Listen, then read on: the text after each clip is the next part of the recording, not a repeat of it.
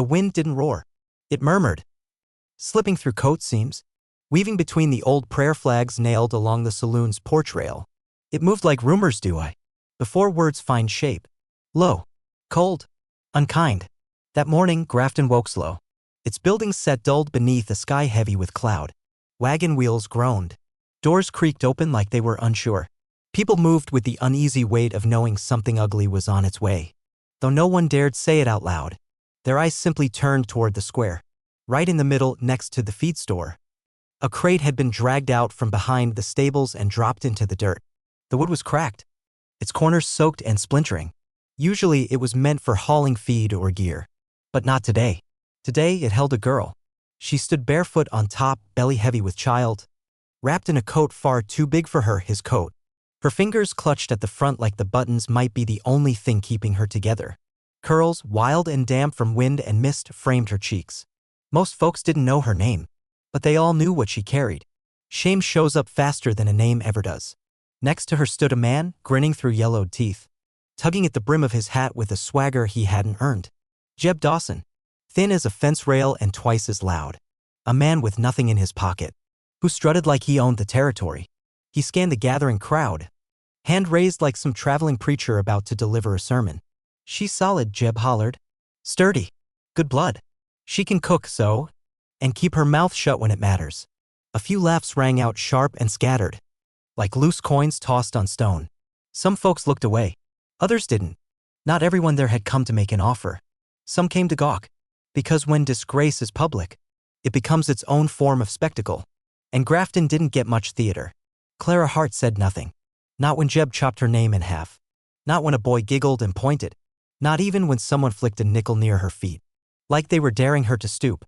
She kept one hand on the coat's front, the other resting gently on the curve of her belly. Her eyes didn't wander the crowd. They stayed fixed on the distance. Sheriff Judd Rayner leaned against the post by the old well. His arms were folded, but his gaze never rose. He didn't have the legal right to interfere. Not technically. She was his wife, and the law still said a man could sell what belonged to him, even if it sobbed through the night. Just past the edge of the crowd, in the cool shadow of the blacksmith's awning, stood Levi Cray. No badge on him. Barely spoke. His hat sat low. His boots were worn bare at the heels. He carried the scent of smoke and sea salt, like cedar burned too long or a fire that outlived its spark. People remembered he'd once had a wife, lost to the spring floods, and that he only came into town when he couldn't avoid it. But today he was there, arms folded, watching the whole thing like he was trying to weigh something that couldn't be measured in coin. Jeb kept throwing out numbers, waiting for bites, but no one took the bait. Not really. One man tossed out $1 more, grinning. Another offered a flask like that was funny. A woman in the back crossed herself and muttered, "Lord, forgive us," before turning away. Still, Clara didn't move.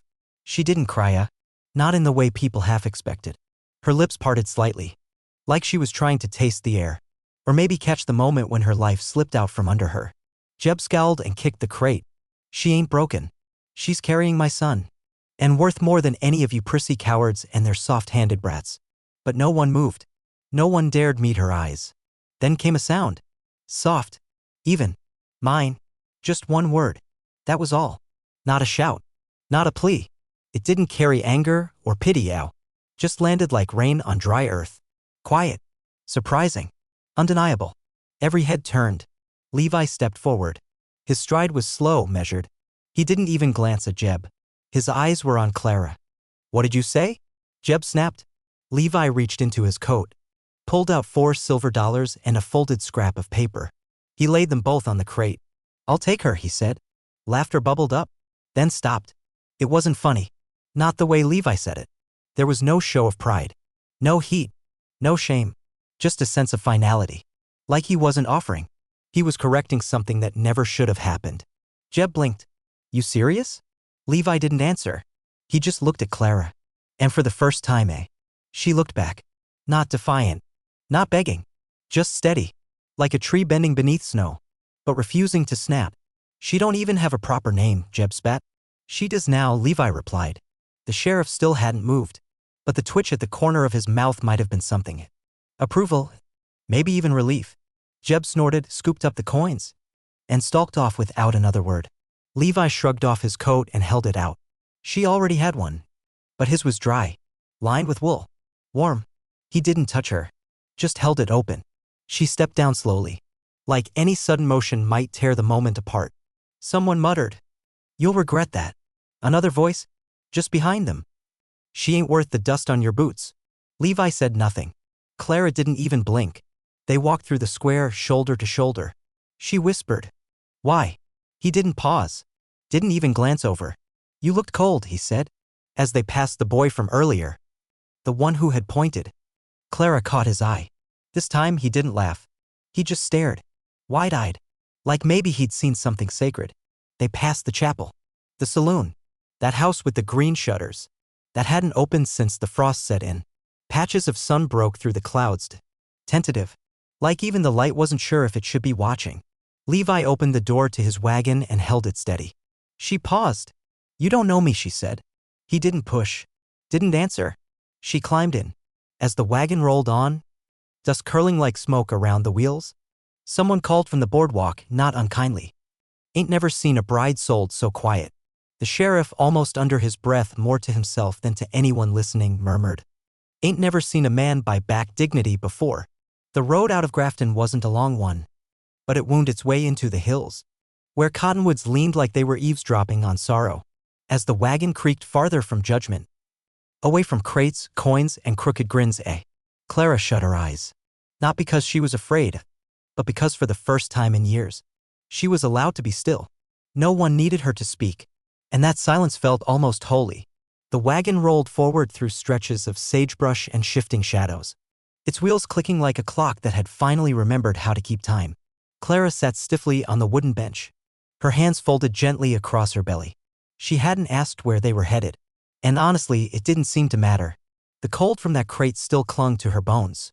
Levi didn't say much, he rarely did, but his hands stayed firm on the reins, guiding the mules along narrow trails rimmed with frost. Behind them, the hills faded into a hush. Pines stood tall and still, like old sentries catching the silver dusk on their needles. The wind passed through in low murmurs. Not cruel, just present. Nearly an hour passed before the cabin finally came into view. It wasn't impressive. Just a small, squat house of timber, a barn leaning off one side, and a crooked fence that had clearly lost more rails than it kept. There was no smoke in the air. The door stood square in its frame, but wore the years like bruises. What caught Clara wasn't the structure, but the way it seemed to be waiting. Levi brought the wagon to a stop and stepped down. He didn't offer to lift her, didn't try to help. He simply opened the door and gave her room to decide. Inside, the air held a faded scent, like smoke that had long since gone out, and lavender crushed beneath footsteps from years ago. A cold iron stove sat hunched in the corner, its belly hollow. A pine table rested under the front window, its surface scarred with old ink stains and shallow blade marks.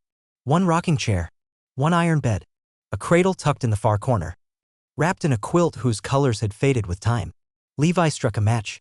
He fed the stove with short slats of pine, and the flame leapt to life with a sharp hiss, like it was startled to be remembered. Soon, heat began to seep into the room, slow and steady, like a frozen creek learning to run again. Clara lingered by the doorway, unsure of where to stand. Her legs were aching, but she wasn't ready to assume the right to sit. She couldn't tell if this room was hers to belong to, or just another space to pass through. "You hungry?" Levi asked. She gave a single nod. He didn't push, didn't press for words. Instead, he pulled a jar of dried apples from the shelf, a tin of biscuits, and poured water into a dented kettle. When he handed her the food, she accepted, not because she trusted him, but because she needed to eat. They sat across from each other, not far, but not close either. Levi ate in silence. Clara did too, though her throat moved like it was relearning how to swallow. At one point, a single drop of water fell from the eaves outside, sharp and sudden. She flinched. "You didn't?" she asked, stopping short. After they finished, Levi wiped his hands on a cloth and stood. "I'll take the barn," he said. "I can sleep on the floor," she offered, her voice barely above the wind. He shook his head. "You've done your share of floor." She turned away. He stopped in the doorway. "The stove holds heat better when there's ash. Let it die slow." She counted 5 full breaths before she moved again, then quietly unlaced her boots, folded the coat over the back of the chair, and let her fingers trace the quilt. Not to test the bed, but to feel something softer than judgment. Night pressed in around the cabin. She lay down on her side, one hand tucked beneath her cheek, the other gently shielding the curve of her stomach. The firelight stretched across the beams above, casting flickers that turned the grain into ghosts. From somewhere out in the dark, and all called once, then again, then stillness. Clara didn't cry. The crying had long since emptied out of her. It had come in waves, days ago, weeks ago, until there wasn't much left inside to spill. Still, she remembered them now. The faces behind lace curtains and whispers. The boy who'd laughed. The sheriff who stood still. The man who traded her like livestock. Her eyes drifted close to the soft, steady rhythm of a stove breathing in orange and gold. When morning came, something in the cabin felt different. Light slipped through a narrow crack in the shutter. The stove, though low, still held its warmth. On the table sat a single folded napkin. Inside it, a biscuit spread with jam. He'd been there, quiet as ever. Left breakfast like a gift he didn't want credit for. Outside, the barn groaned as the sun stretched. She walked to the window and saw him, Levi, tending the cattle. His shoulders were broad, his pace unhurried. He didn't glance toward the house, just kept doing what needed to be done. The next few days passed like cold water through cupped hands. Quiet, still, not unkind. Clara swept the hearth with care, dusted the table, folded shirts that weren't hers. In the corner, she found a box filled with old sewing. She fixed a tear in a work shirt, not because she owed him, but because her hands needed something to do. And she didn't know how else to give back. Levi never asked. He never had to. Each evening, supper appeared on the table. Each night, he returned to the barn. Each morning, without fail, there was a biscuit waiting for her. Warm, steady, expected. The biscuit kept arriving. Always the same way, with the same quiet care. By the third night, Clara left a folded kerchief on the napkin as a reply. It was a small offering, a quiet thank you that didn't require a single word. And still, they rarely spoke. Once she noticed him out near the fence line, a nail tucked between his teeth, patching the wood with steady hands. She stood on the porch and watched. He glanced over, tipped his hat, nothing more. Another time she found a glass jar on the windowsill, filled with honeysuckle blooms, fresh, fragrant, golden. She hadn't picked them, and he hadn't said a word. It just sat there, radiant and alive, in a house that had almost forgotten what sweetness felt like. One afternoon, as she was folding the quilt once again, her fingers caught on something at the hem, a name stitched in soft, faded thread. It wasn't hers. It belonged to another woman. The thread had dulled with age, barely holding on. She traced the letters gently, not with bitterness, but with quiet respect. That night, while the fire murmured low, she asked in a hush, was she kind? Levi looked up, surprised. He'd been staring into the flames. She was quiet. Like you. Clara gave a slow nod, then returned to her place on the bed. They didn't speak again, but something passed between them. Not full trust. Not yet, but something like recognition. Something that didn't need explaining. The days began folding into each other, wrapped in the hush of routine. The wind moved steadily through the valley, carrying the scent of pine and livestock. Her belly grew heavier. Her steps slowed, but her spine didn't bend the way it used to. Shame no longer pulled her shoulders down. One crisp morning, she found something in the barn. A cradle, newly built, unadorned, except for tiny stars carefully carved into both ends. Levi had made it. She could tell without asking. That night, she stood at the door of the cabin, looking out across the land. The moon sat low in the sky. The hills whispered their stillness. Levi emerged from the corral, boots crunching softly on the frost-covered ground. He stopped at the porch. Do you ever miss her? Clara asked. He didn't answer immediately. Every day, he finally said. But grief doesn't own me anymore. She nodded. She understood. She hesitated, then began. Do you regret? But the words tangled in her throat. He finished it for her. Taking you in? She gave a small nod. No, he said. The only thing I regret is not speaking up sooner. The wind rustled through the trees again. But this time it felt softer, almost warm. She stepped back and held the door open. For the first time since that awful day in town, they stood inside together as night crept around them. No declarations, no promises, just presence. Levi didn't sit. He simply added another log to the fire. And when Clara returned to the bed, She let the quiet fill the space where her heart still didn't know what to say. There are men who destroy, and there are men who build. Sometimes it takes being sold to learn the difference. The season shifted without warning. One morning, Clara stepped outside to find frost stretched across the grass. A silent message that colder days had come. The sky had turned to dull metal, and the wind rolled down from the hills, sharp with the bite of pine. Leaves had gathered in corners and along the broken fence, scattered in shades of rust, amber, and gold. They drifted down slowly. Like memories, the trees were finally ready to let go. Clara stood wrapped in a blanket, her belly round beneath her dress. A quiet sign that life was moving forward. No matter who approved. She watched Levi working in the yard, splitting logs with deliberate grace. His breath fogged the air. His motions were precise, careful, almost reverent. Like the work itself was its own kind of prayer. They had fallen into a pattern, an unspoken rhythm. Two people walking quietly beside one another, not demanding answers, not putting names to what was slowly growing between them. But Grafton didn't forget. When they returned to church that first Sunday, the congregation shifted uncomfortably. Like cattle unsettled by a sudden noise. No one spoke Clara's name, but their eyes did. Judgments passed silently between verses of hymns. The pew behind them stayed empty. Even the pastor stumbled over his greeting, his voice no longer warm. Clara kept her eyes down, focused on the floorboards. She sat beside Levi, close enough to feel his presence, but not touching. Her hands only trembled once, when a woman let out a sharp gasp that echoed through the chapel. After the sermon, they stepped out into the cold morning. The doors creaked as the rest of the town followed behind them. Children stared. A few women pulled their shawls tighter, as if Clara's mere presence might leave a mark. "She looks like she stole that coat," someone whispered, loud enough to be heard.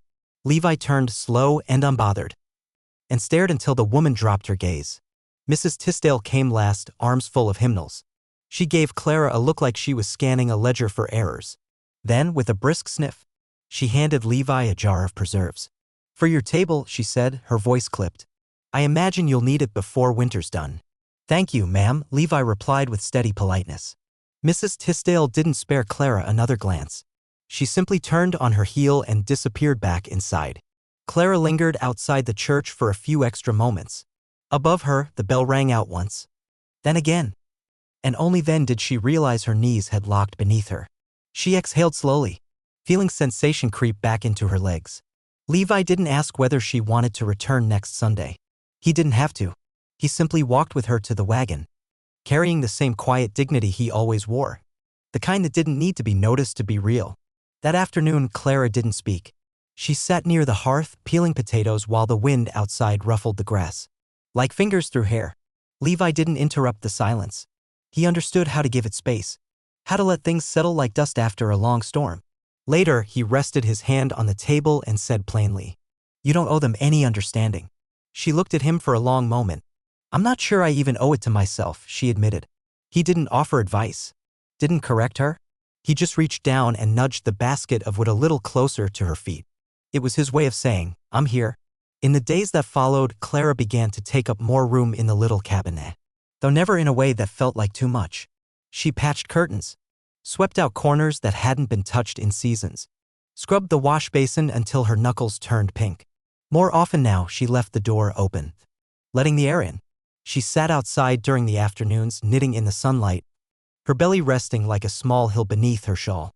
One evening, as the fire crackled low, she glanced over and asked, "Would you rather I slept out in the barn?"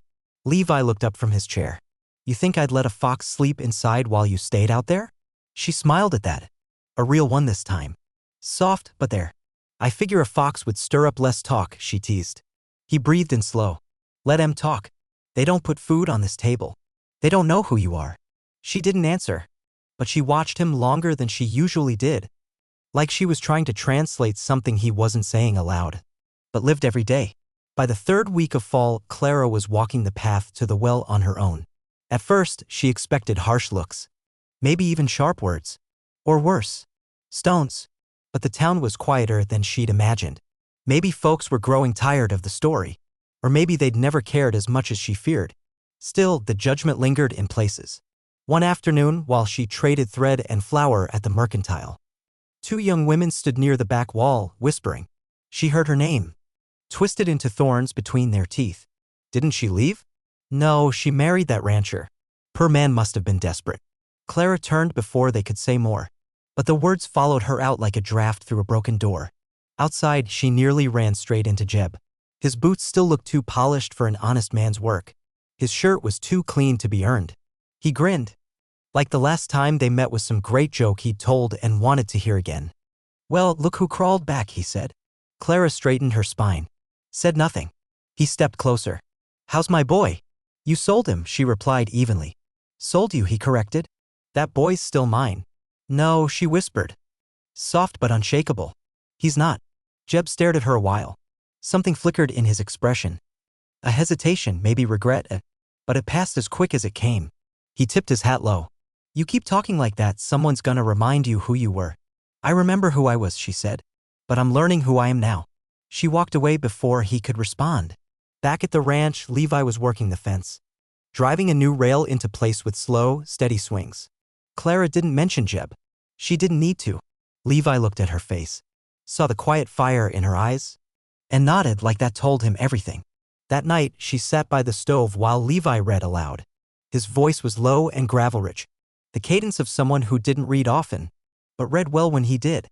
She didn't follow most of the story, but it didn't matter. The sound of it settled something in her. Near the end of the chapter, Levi paused. Would you want to name him? Clara blinked. The baby? He nodded. She looked down at her hands. There was a time I used to dream about names, she said. Back when I thought I'd have someone to say them to. He leaned in just a bit. Well, you do now. She didn't answer right then. But the next morning, he found a folded piece of paper on the table. One name written in blue ink. He read it, let a small smile pull at the corner of his mouth, and said nothing. That Sunday, they went to church again. This time, Mrs. Tisdale shifted over on the bench, just enough for Clara's dress to rest above the floor. During the final hymn, Clara held the book but didn't sing. Levi stood beside her, hands folded in front of him like stone. Steady, present. When the final amen echoed through the chapel, a small child reached forward and touched the hem of Clara's dress. No words, just the soft, curious hand of someone too young to know scorn. As they walked outside, the wind stirred up a scatter of leaves. They danced across the yard and caught in the folds of Clara's skirt.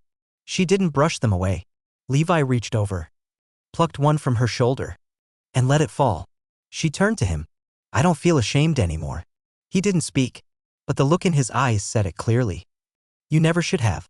The wind had turned cold again, but Clara's steps were sure as they walked back toward the wagon. Somewhere down that dusty road, winter waited, but so did the cradle eye, and the name, and the sound of the fire in that little cabin was no longer the only kind of warmth it carried. That day, the wind swept in hard, carrying the distant breath of storms not yet arrived. It rattled the shutters, flung dry leaves against the porch rail, and made the door groan in its frame like an old man rising from bed. Clara stood barefoot on the worn floorboards, one hand resting protectively over her swollen belly, the other cradling a warm mug of sassafras tea. The fire inside the stove still cracked and whispered, but unease had settled over her shoulders, heavier than any cold draft. Levi was out at the northern fence, repairing what the cattle had worked loose. She could see him from the window, just the tilt of his gray hat, the steady rhythm of hammer meeting wood. She watched him more often now, not because she feared for him, but because there was something almost sacred in the quiet way he moved. He worked like he believed things could still be mended if a man took his time and cared enough not to rush. She turned from the window to the cradle by the hearth. Her hand drifted across its edge, fingertips brushing the carved stars he'd made by hand. It had become part of her morning ritual. First, the sunlight landing softly on the quilt, then her fingers following behind. That cradle didn't just hold hope. It held a vow, that she would never again be traded like livestock, never again be treated as a thing, passed from man to man. And then, the knock. Not gentle, not tentative. A bang. Sharp. Demanding. She froze. Another knock. Louder this time. A scuff of a boot on the step. Clara opened the door slowly. There stood Jeb Dawson. Dust clung to his coat, and something sour hung around him like rot. His jacket was nicer than he deserved. His smile twisted. Not with humor, but with decay. Well, he drawled, pushing his hat back. Ain't this something? Clara didn't answer. His eyes dropped, lingering on her belly. Didn't figure you'd fill out that well, he muttered. Her hand gripped the doorframe tighter. He stepped in a little, voice dipping low. That boy's mine. You think I don't know? You think marrying some mute rancher makes it right? She took a step back. More instinct than thought. And that's when Jeb shoved the door wider, forcing himself into the room without permission. I'm here to claim what's mine, he sneered. My child. And I suppose, my wife too. You sold me, Clara whispered. I sold trouble, he snapped. Didn't sell my name. And the law still has that name on you. You can't take back what you threw away, she said. Calm but firm. He grinned again. Meaner this time. You think anyone out here's going to stop me? Think the good people of Grafton are gonna say a damn thing if I drag you out of here by the wrist? Behind him, the porch door slammed open with a crash. Clara didn't flinch. I'm not going with you, she said. Her voice low, steady, unmoved. Jeb moved fast, his hand closing around her arm. But the next moment cracked like thunder. The front door burst open, and Levi stood there, his shirt soaked in sweat and rain, his eyes locked on the scene with the precision of a hunter. He crossed the threshold in 3 calm strides, and stopped just short of Jeb. Levi didn't raise his voice, didn't posture. Let go, he said. His voice as cold and steady as meltwater in winter. Jeb gave a smirk. You don't scare me. Levi didn't even look at him. He looked at Clara. Not at the bruise beginning on her wrist. Not at the baby. Right into her eyes. Do you want him here? No, she said. That was all Levi needed. He turned back. Let go. Jeb didn't move. So Levi did. He grabbed Jeb's wrist and twisted it. Not violently. Not with anger. But with the kind of exacting strength that comes from knowing exactly where to apply pressure. Jeb cried out. Stumbled backward. His hand clutched against his chest. If you ever touch her again, Levi said, his voice calm as ever, I'll bury the law right alongside you. Jeb looked between them, his breathing ragged, mouth opening to argue then closing again, because whatever he saw in Clara's face was colder than anger. It wasn't fear. It wasn't hate. It was absence. She had already erased him from her life, from her blood. Sheriff Judd Rayner appeared in the doorway then, drawn by the shouting, rifle slung casually in one hand. Everything all right in here? Levi turned, but didn't speak. Clara answered instead. He forced his way in. The sheriff nodded once. Then he'll be leaving now.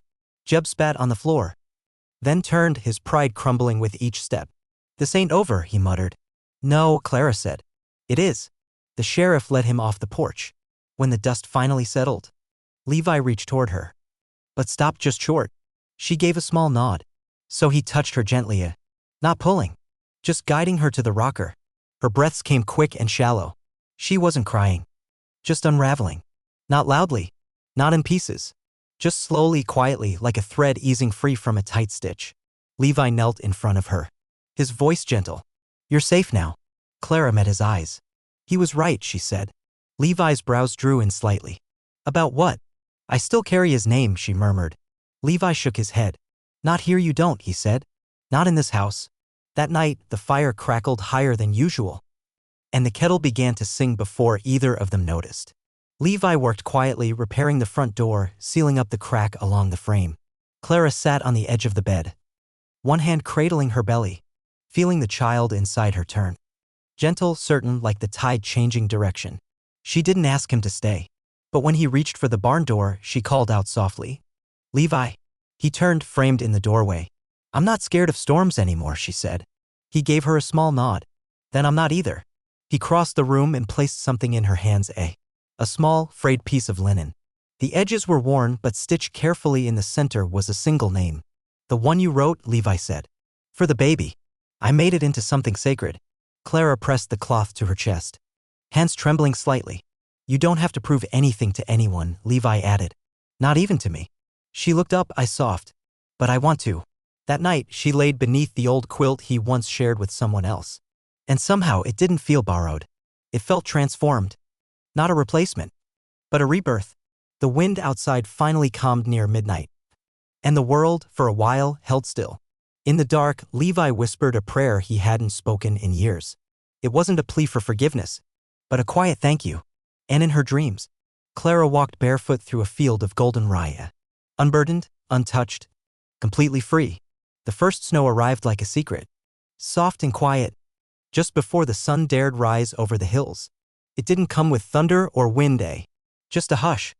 An apology whispered across the land. By morning, the world outside was wrapped in white. Fence posts wore thick coats of frost.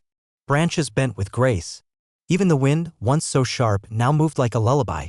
Clara woke with a dull ache blooming in her belly. She gripped the bed frame, steadying herself as the pain swelled, then eased, slow and rhythmic like a tide rolling in. For a long moment, she said nothing. Then, into the quiet cabin air, she called. Levi. He was asleep by the fire. Hat tilted forward, legs folded awkwardly in the worn chair. He startled awake at her voice and was on his feet in an instant. No questions, just action. He reached for her hand, anchoring her just as the next contraction took hold.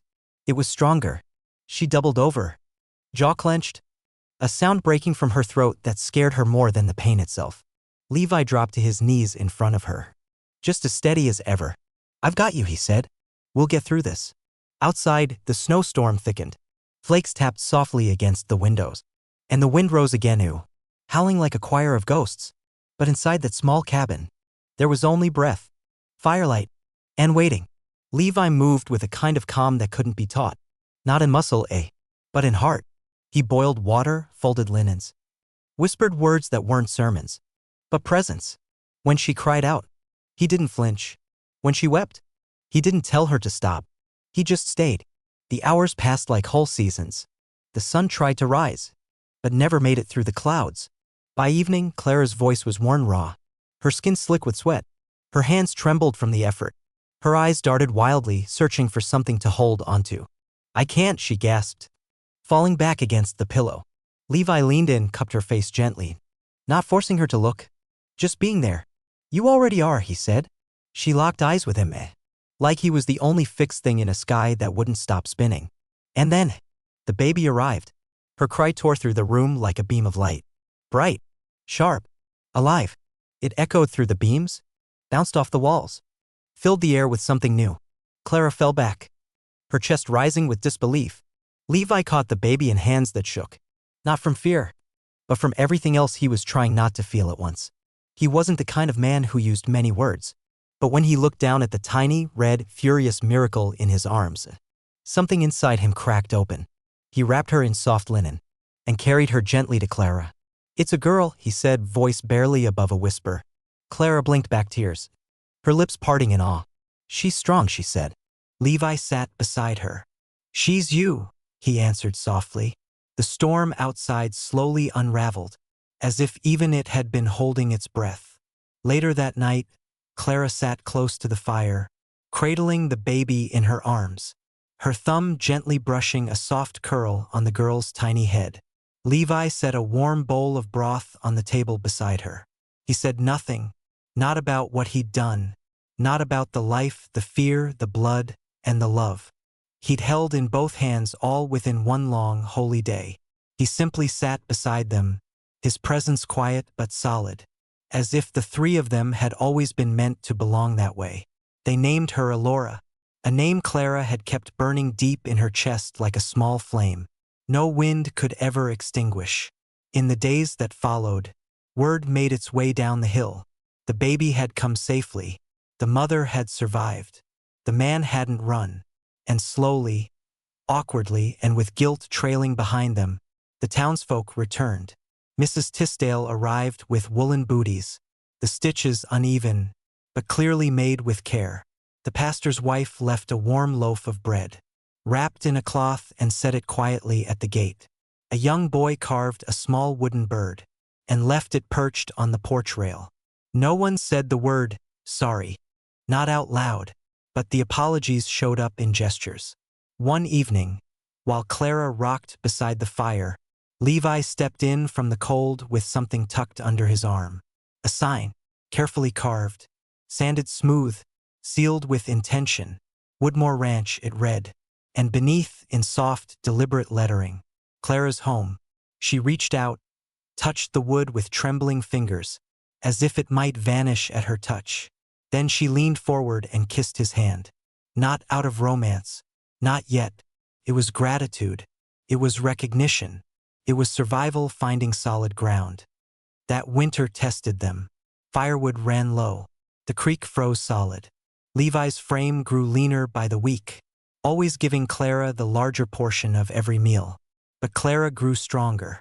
She sang to Alora, melodies no one had ever taught her. She laughed sometimes, when no one else was around to hear it. She swept the porch clean, even when the snow was knee-deep, hung wet clothes with her shawl wrapped tight.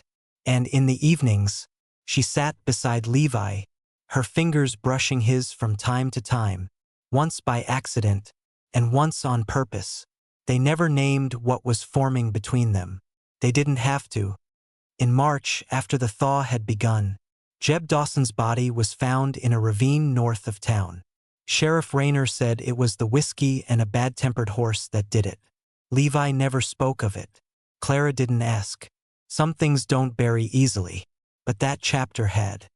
Spring came quietly. One morning, Alora took her first step across the porch. Levi saw it happen before Clara did. He called her name, and Clara turned just in time to catch the girl. Before she tumbled forward, she scooped Alora into her arms, held her close, heart pounding beneath her dress. Then she looked up at Levi. "I never thought I'd live to see a day like this." He studied them both, his eyes soft, and after a pause he said, "It won't be the last." That evening, Clara sat at the window, Alora asleep against her chest. She watched the stars appear, one by one. Levi stood just behind her, silent as always. "You think the sky remembers every name?" she asked. He stepped beside her. "Only the ones worth keeping." They didn't say another word after that. The fire burned low, and outside, the world kept turning. And if you've made it this far, if you're still here, still listening, then hear this. You are not the names they called you when they were angry. You are not the sum of what was done to you. You are not the shame someone threw at your feet, like it belonged to you. You are the bloom that rose anyway. And if they ever try to sell your name, your body, your worth, may you find a porch light burning, a fire that waits without question, and a steady voice that tells you, you can stay. You belong, because someone, somewhere, still believes in you, just like Levi did, just like Clara learned to believe in herself. And just like the little girl, named for the sky and for light, will grow up knowing she came from a woman who refused to disappear.